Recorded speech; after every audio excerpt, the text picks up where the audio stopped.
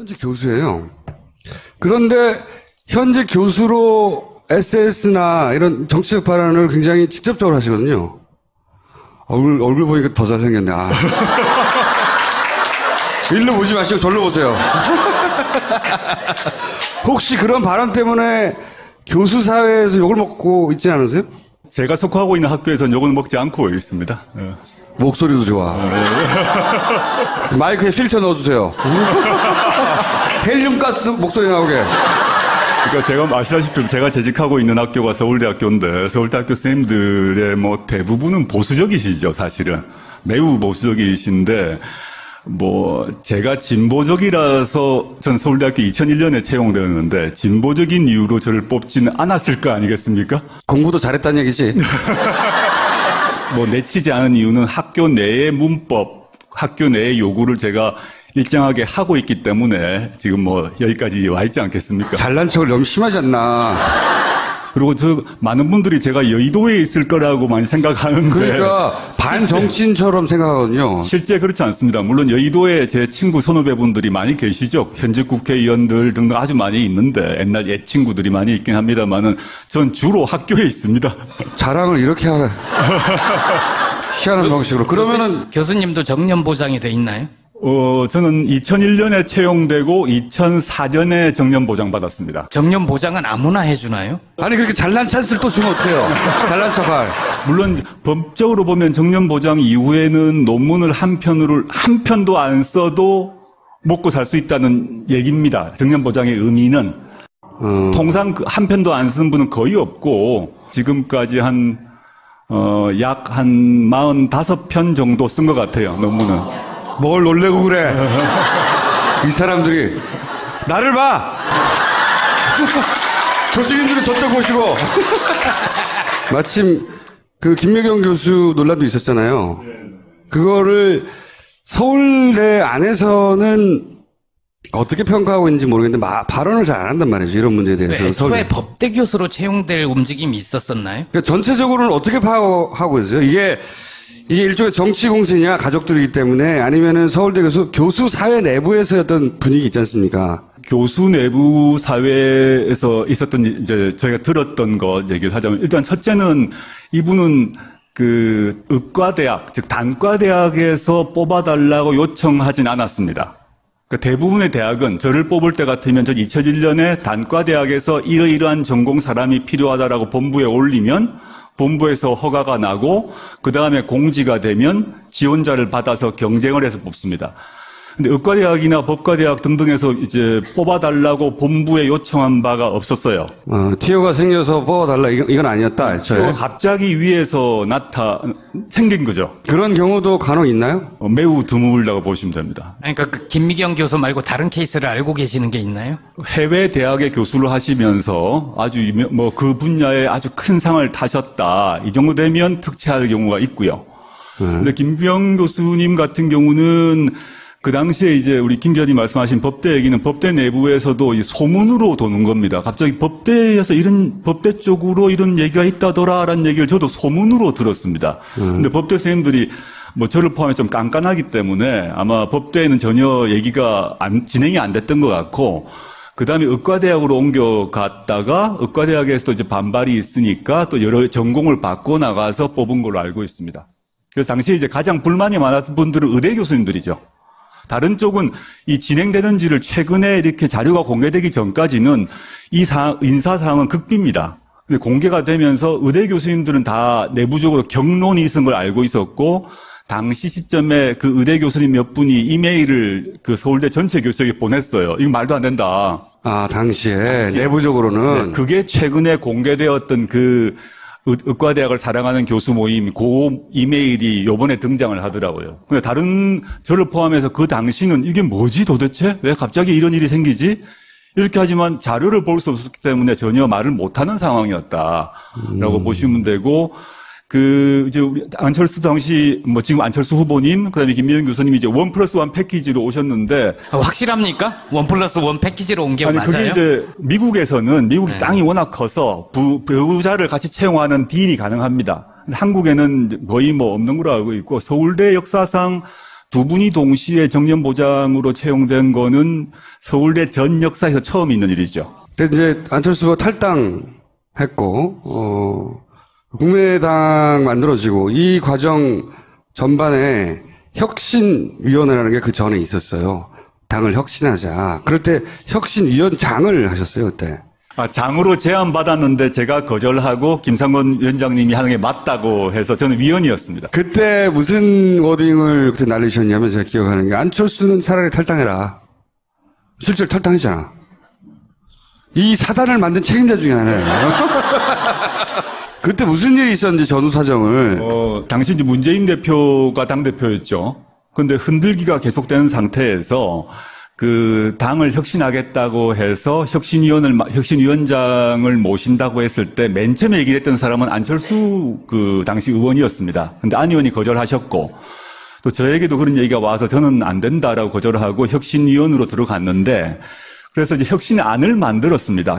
계속 뭐 10차에 걸쳐서 계속 만들었는데 그 만든 모든 혁신안은 당시 새정치민주연합의 그 당무위원회, 중앙위원회 등등 모든 공식적 절차를 다 거쳐서 토의를 하고 난 뒤에 압도적 다수로 통과가 됩니다. 그게 지금의 당헌 당규입니다. 이게 마음대로 우물딱주물딱해서 당헌 당규를 만든 게 아니라 모든 공식 절차를 다 지키고 토론을 다 거치고 있는데 통과가 됐는데 갑자기 그게 틀렸다고 하시고 이게 필요 없고 전당대회 새로 해야 된다라고 계속 안 의원이 하시는 겁니다. 그 논쟁하는 자리에 안철수 의원은 당시 안 오셨잖아요. 제가 정말 답답한 일이죠. 왜냐하면 그 이제 안철수 의원님은 그 지금 말하는 의원총회, 뭐 당무위원회, 중앙위원회 모두 출석해서 발언할 수 있는 권리가 있습니다. 근데 그 자리엔 전혀 안 오세요. 안 오시고 결정이 나면 그날 오후에 틀렸다고 하세요. 그러니까 왜 나한테 안 물어보고 그렇게 결정하냐 이런 생각을 저는 이게 하는 거죠. 물론 이제 안철수 의원님이 그 당시도 뭐 굳이 얘기하면 큰 그 세력의 수장이실 수 있는데 그때 저는 당시 느낌으로 이제 탈당을 준비하시는구나라는 느낌이 들었습니다. 그래서 제가 그 말을 질렀을 때 주변 사람들이 심한 거 아니냐라고 많이 욕을 먹었어요. 근데 저는 아무래도 탈당하실 것 같아. 그러려면 깔끔하게 정리하는 게 맞지 않겠냐 이런 취지에서 말씀드렸죠. 몰아내신 거야. 그때 전혀 아닙니다. 저 몰아내진 않았습니다. 안철수 의원께서 당시에 탈당을 안 하시고 혁신위가 통과했던 당헌 당규에 따라서 움직이시면서 활동을 했다면 과거 이제 더민주 전당대회를 생각해 보시면 그때 거의 안희정 지사 같은 정도의 힘과 역할을 가졌을 거라고 생각합니다. 근데 그분은 그렇게 생각을 안 하셨어요. 자기만의 군대가 필요하구나. 그걸로 만족 못하는 거죠. 어떤 정치인으로서 자신이 권력을 잡아야겠다는 것, 저는 그건 도덕적으로 비난해서는 안 된다고 봅니다. 나가신 거죠. 나가셔서 새로운 당을 만드셨고, 일종의 새로운 기업을 창업하셨잖아요. 그분 표현대로. 국민의당을 창업하셔서. 은근히 디스하시는 거야. 제가 쓴 말이 아니기 때문에. 그래서 점잖게 말씀하시는데 가만 듣고 보면은. 그런 정책을 하고 지난 총선까지 상당한 성과를 거두셨죠. 근데 저는 좀 비판적으로 봤던 게 뭐 그럴 수 있다 생각하지만 저는 우리 사회의 정당이 저러면 되는 거냐. 물론 비유는 할 수 없습니다만 지금 바른정당의 사람들 즉 탈영했다가 원대 복귀한 양아치들이거든요. 교수님, 양아치라는 표현. 전 정치 양아치라고 생각합니다. 이거 진보다 보수의 문제가 아니라 우리가 이제 OECD 국가에서 민주공화국의 헌법 속에서 우리 헌법에 정당의 자유와 정당을 보장하는 헌법 조항이 있습니다. 근데 그걸 국고보조금 우리가 줍니다. 우리 세금으로 어마어마한 돈을 정당에 줍니다. 그러려면 저런 행동은 정당이라고 볼 수가 없는 거죠.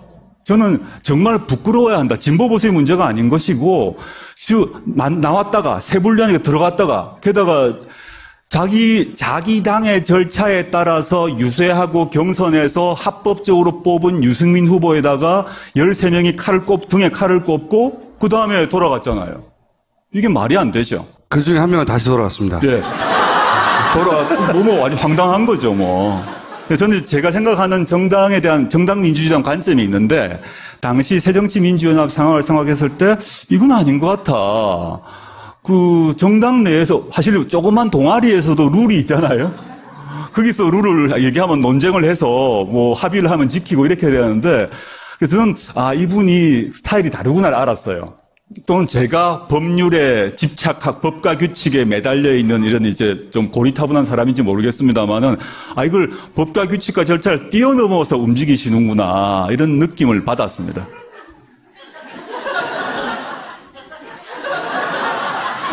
또 디스인가요? 아니, 그러니까, 말을 너무 잘하잖아요. 뭐 얘기하다가 말도 막히고 그래야 되는데, 이 정도면 제가 보기엔 정치를 직접 해야 되는. 정치를 왜 직접 안 하십니까? 전혀 아니고요. 그런 생각은 전혀 없어요, 앞으로? 뭐 우리 총수님이나 우리 김 기자님 아시겠습니다만 여러 가지 제안들이 많이 있었던 건 사실이 있고, 출마하라 뭐 또는 이제 왜 입만 떠드냐, 실제 나와서 해보지, 뭐 여러 가지, 즉 왼쪽 오른쪽 모두에서 비판이 있는 것 같습니다. 한쪽은 입을 닫아라라는 거죠. 즉 공부나 해라라는 얘기고, 한쪽은 왜 입으로만 떠드냐, 사표 내고 나와라, 정반대의 요구가 있는데, 제가 이제 만약에 했다 그러면 대학원 시절, 대학교 졸업하고 이때 아마 해버렸을지도 모르겠습니다. 그때 저 친구들이, 지금 사적으로 친한 친구들이 실제 국회의원들을 많이 하고 있습니다. 여러 명이 실제 하고 있고, 뭐 초선, 재선, 3선 이렇게 있는데, 저는 그 시기에 이제 지금 제가 가야 할 길을 선택을 했고, 근데 제가 정치 문제, 뭐, 폴리페서님은 욕을 먹고 있습니다만은, 제가 앞으로 해야 될 일은, 뭐, 지금 같은, 뭐, 정치 참여를 하는 거고, 하나 더 하자면, 과거 이제, 문재인 대표가 당대표 때 제가 혁신위원회를 해서 당을 좀 바꿔보려고 했다면, 그 정도의 그런 역할은 제가 할 수 있다라는 생각을 합니다. 그게 어떤 일이든 간에 뭐, 할 수는 있을 거다. 근데 제가, 이게, 뭐, 정치인이 친구나 가족으로 둔부시면 알겠습니다만, 직업으로 정치인을 한다는 것. 그거는 말 몇 마디 잘한다, 글 잘 쓴다하고 다른 문제가 있습니다.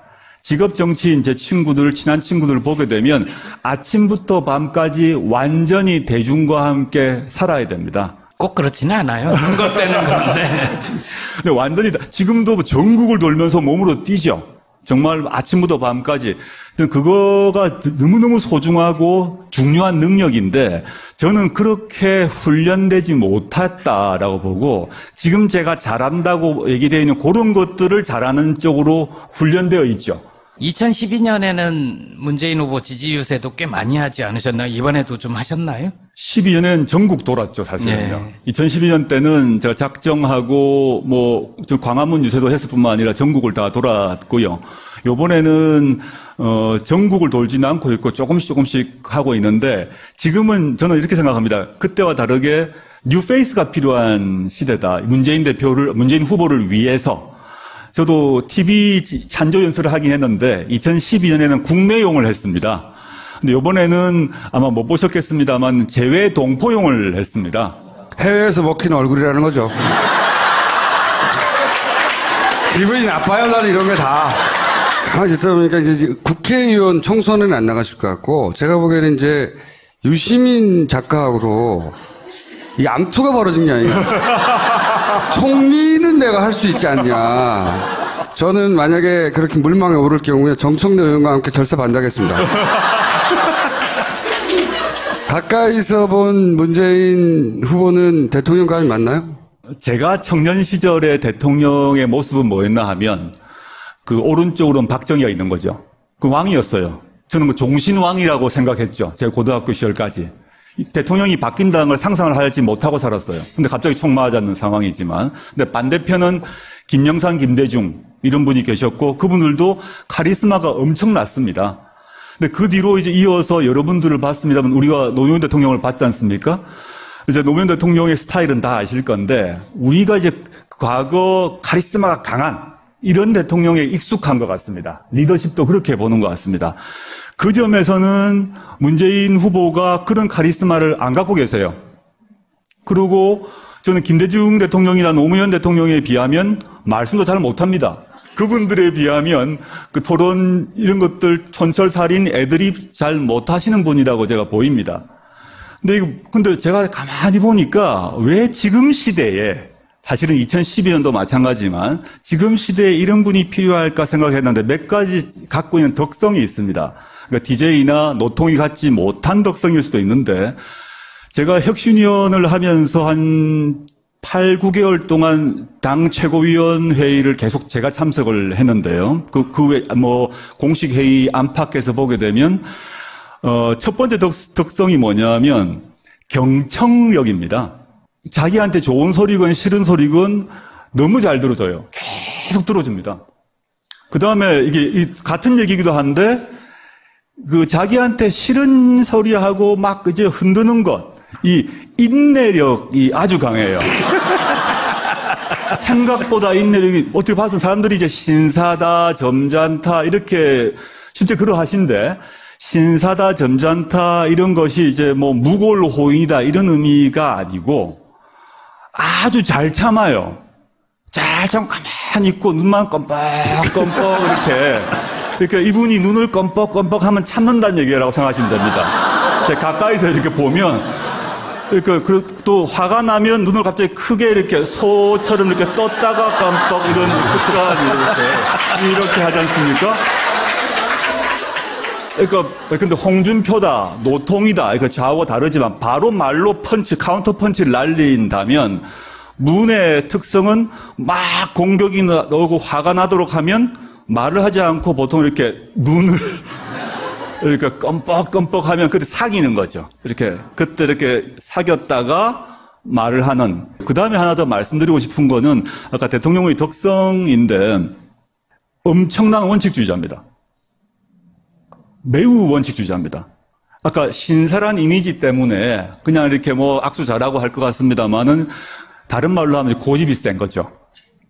고집이 셉니다.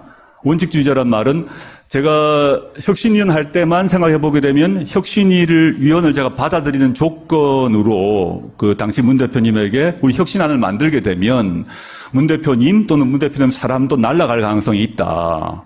그에 대해서 간섭할 거냐 안 할 거냐에 대해서 간섭하지 않겠다는 걸 지켜달라라고 얘기했습니다. 일체 전화해가지고 이건 좀 봐줘라 이런 거 있을 수 있잖아요. 언론이 나지 않지만 근데 저한테 혁신위원 그 전체 기간 동안에 7, 8개월 동안에 한 번도 전화를 안 했습니다. 안 친한 거 아니에요? 근데 보통 그 경우 제가 모르는 사이도 아닌데 문자를 보내거나 전화 한 통화 할 수도 있는데 한 번도 전화를 안 했습니다. 그리고 그 뒤로 보더라도 이제 혁신안이 통과되느냐 마느냐 가지고 거의 분당 직전에 왔을 때 당시에 문 대표가 뭐라고 그랬냐면 당원 전체 전당원 투표를 걸겠다. 이게 혁신안이 통과 안 되면 내가 대표직 그만두겠다는 것을 전당원 투표에 걸겠다라고 대표직을 걸었습니다. 사람들이 막 결사적으로 말렸어요. 이게 통과 안 되면 어떡하냐라고 하는데 저는 이제 걸어야 된다는 입장이었어요. 사실은 입장인데 그런 점에 있어서 수많은 사람들이 아예 안 됩니다. 그거 떨어지면 어떡합니까? 그럼 대표직 그만둬야 되잖아요. 이렇게 당내 세력이 어떤지 모르는 상태고 지금처럼 분당 이후에 문 대표를 지키자고 많은 분들이 대거 입당을 했지 않습니까? 그 이전 얘기입니다. 불리한 조건이었어요. 당 세력으로는. 근데 끝까지 하겠다고 그러더라고요. 그래서 이분이 경청을 하는 사람이고 비판적인 말을 인내를 하고 경청 인내 후에 자기 입장을 정해요. 그럼 이 황소구십으로 원칙을 지킨다라는 점에서 지금 우리의 시대적 과제가 있지 않습니까? 그게 경제위기, 국방위기 문제, 민생위기 이런 문제가 있는데 저는 아까 전제했습니다만 문 대표가 말 언변이 이렇게 탁월하지 않습니다. 그런데 이 사람이 말이 끊어지기도 하고 중언부언하기도 합니다만은 저 사람이 뭔가 내가 하겠습니다라고 하는 게 있어요. 그건 무조건 할 사람이다. 라고 저는 믿어 의심치 않습니다. 계속 많은 이야기를 하도록 내버려 둘수록 점점 더 멋있게 보이기 때문에 빨리 끊어야 되겠다는 생각이 들고 이 법학자로서 그리고 이제 오랜 세월 정치판에 대해 관심을 가지고 지켜본 사람으로서 이번 대선의 의미가 뭡니까? 12월에 해야 될 대선을 5월에 하지 않습니까? 그 이유가 뭐냐를 생각하면 박근혜 최순실 일당의 국정농단 아닙니까? 박근혜 최순실 일당의 국정농단이 뭐냐? 헌법과 법률을 마음대로 어긴 거죠. 전 법학자로서 물론 일반 시민들도 분노했겠습니다만 법을 가르치는 사람으로서 이건 말도 안 되는 얘기를 한 겁니다. 이제 권력을 가진다는 얘기는 뭐냐면 우리가 투표로 대표를 뽑는다는 얘기는 그 사람에게 인사권, 그 다음에 국민 세금의 사용권을 5년간 주는 겁니다. 근데 그걸 헌법과 법률을 완전히 어긴 상태에서 만들어서 나라꼴을 시쳇말로 개판으로 만들어 둔 거죠. 그러니까 진보 보수의 문제를 떠나서 저는 이번 대선의 역할은 헌법 정신을 바로 세우는 것이죠. 이게 진보 보수의 문제로 됐다면 탄핵 자체가 불가능했을 겁니다. 바른정당의 사람들이 탈당해가지고 바른정당을 만들어가지고 탄핵에 동참했지 않습니까? 물론 이제 홍준표 쪽에 자유한국당은 얘기할 필요가 없으니까요. 그래서 이걸 정말 우리가 요번 앞으로 5년 동안 문재인 후보가 대통령이 된다 그러면 5년간 할 수 있는 일이 공약을 다 지킬 수 있을 것인가? 쉽지 않다고 봅니다. 아무리 그 문재인이라 하더라도. 저는 문재인 대표가 되시고 그 뒤에 또 5년 또 그 다음에 5년 이렇게 해서 요번 2017년에 문재인 후보 입에서 나왔던 공약, 여러분들이 받았던 공약집이 완성되고 실제 실현되려면 10년 이상 걸릴 거라고 봅니다. 근데 지금 시점에 그 문재인 정권이 해야 될 일은 가장 기본적으로 나라의 뿌리를 새로 박는 거죠. 기둥을 새로 잡는 걸 먼저 하고 그게 이제 1차적인 것 같고요. 법학자 입장에서는. 그에 기초해서 두 번째는 저는 민생위기라고 봅니다. 이 민생이 워낙 안 좋은 상태이기 때문에 저는 국가의 안보 문제나 이 문제는 다르게 외교적으로 처리할 거라고 보고 우리가 외교 문제를 우리가 나서서 해결할 수는 없지 않습니까? 그거는 이제 청와대와 외교부 등등에서 할 거라고 믿어 의심치 않고요.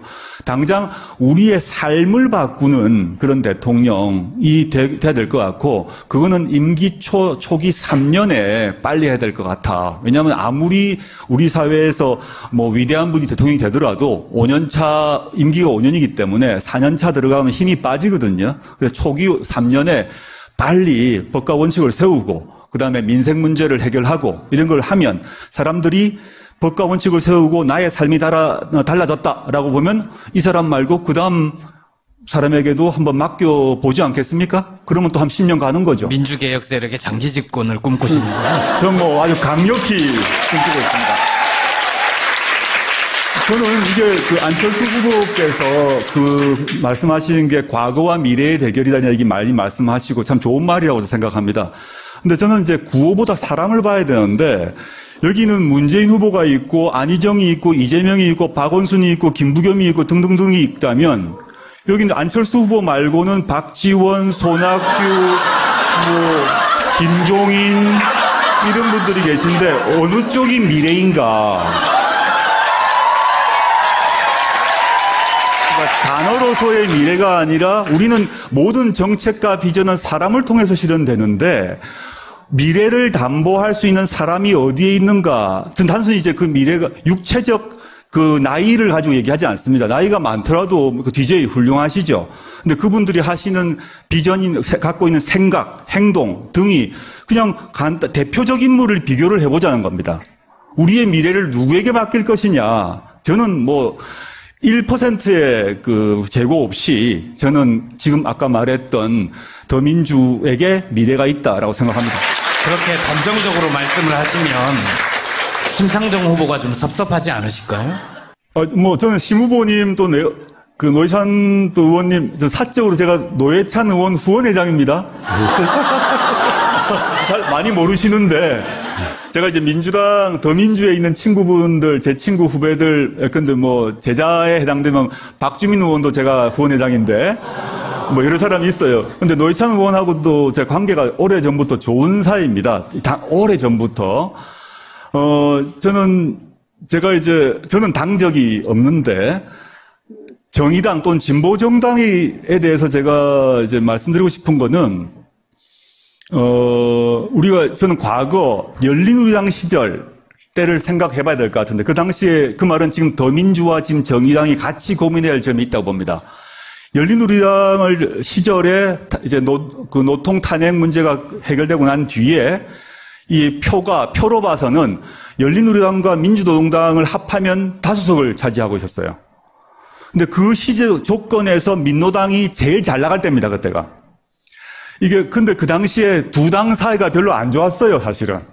민주노동당은 열린우리당 보고 아직 부족한 게 많다. 결국은 이게 뭐 또 이명박하고 또 뭐 이쪽 새누리당 결국 근본적으로 같은 얘기 아니냐 비판을 하고 이쪽에서는 아니 그렇게 급하게 하지 마라 그래서 상당히 많이 싸웠습니다. 이것들 지금도 사실은 보면 후보를 두고 전 심상정, 문재인 지지자들이 많이 싸우고 있지 않습니까? 저는 알고 있는데 저는 이 우리나라 유권자들 머리 큰 사람들이 이미 마음을 다 먹고 있기 때문에 너 심 찍지 마라, 너 문 찍지 마라 한다고 마음 안 바꿉니다. 그 헛된 얘기 할 필요 없이 각자 내가 이 사람에게 끌리면 찍으면 돼요. 그렇게 생각하고요. 오히려 마음을 정하지 않은 분들을 위해서 저는 이제 문재인 후보를 지지하는데 저는 지금 시점에서 이렇게 말씀드려야 될 것 같습니다. 심상정 후보의 정책 또 뭐 논변력은 전 문재인 후보보다 한 두세 배 논쟁 잘하시잖아요. 솔직히 말해서. 근데 또 최근에 논쟁이 됐던 동성애 인권 문제는 그 심상정 후보의 입장에서 옳다고 생각합니다. 그런데 그와 별도로 대통령을 어떻게 누구를 뽑을 것인가의 문제는 나라 전체의 운영을 누구에게 맡길 것인가의 문제인 것이고 그는 문심 개인의 문제가 아니라 정치 세력의 문제이고 119석이란 문제가 전혀 이런 문제를 고려하지 않을 수 없다고 보고요. 그래서 저는 이제 문을 지지하고 있고, 근데 그 후로 저는 심상정 후보로 대표되는 정의당과의 관계가 우당 관계로 서로 경쟁도 하지만 협력을 해서 경제민주화 법안, 민생 법안 등을 협력해서 빨리 좀 통과시키는 쪽으로 갔으면 좋겠다라는 생각을 가지고 있습니다. 마지막 질문을 내가 물어봐 줄게. 좀 직접 물어봐줘요. 물어보면 되게 좀 민망하지 않아요? 안 민망해 나는. 그거라도 건질라고. 교수님 생각하시기에 교수님이 김어준 총수보다 더 섹시하다고 생각하세요? 저는 이제 사람마다 취향이 다를 거다 생각을 합니다. 저는 김어준 총수가 갖고 있는 약간 그 야수미가 있지 않습니까? 그렇죠. 화풍에도 야수파가 있지 않습니까? 야수파가 있다면 저는 야수파 계열은 아니지 않을까 생각하고 사람마다 다 다른 거죠. 뭐.